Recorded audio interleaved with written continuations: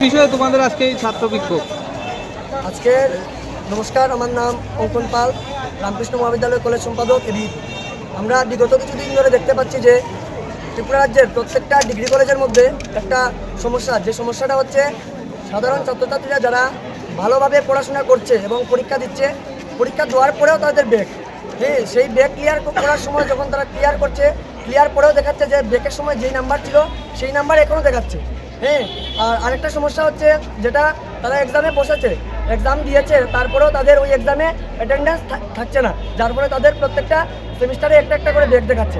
যে স্টুডেন্টগুলো ক্লাস 12-এ 80% বা 90%-এর বেশি নাম্বার পেয়েছে, তারা কলেজে ফার্স্ট সেমিস্টারে আসার পর দেখা যাচ্ছে তারা 2 থেকে 3টা সাবজেক্টের মতো ব্যাক।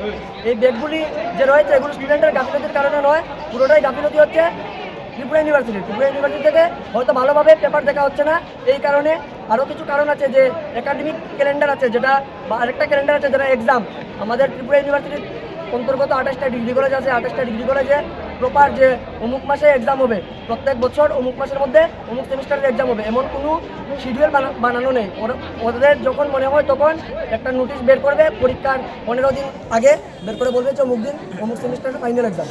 এইসব বিষয়ের জন্য সাধারণ ছাত্রছাত্রীরা বারবার বিভ্রান্তির শিকার হচ্ছে। এর জন্যই আমরা আজকে এই আন্দোলন করেছি। ধন্যবাদ।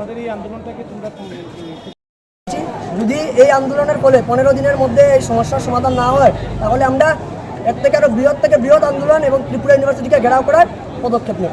ধন্যবাদ।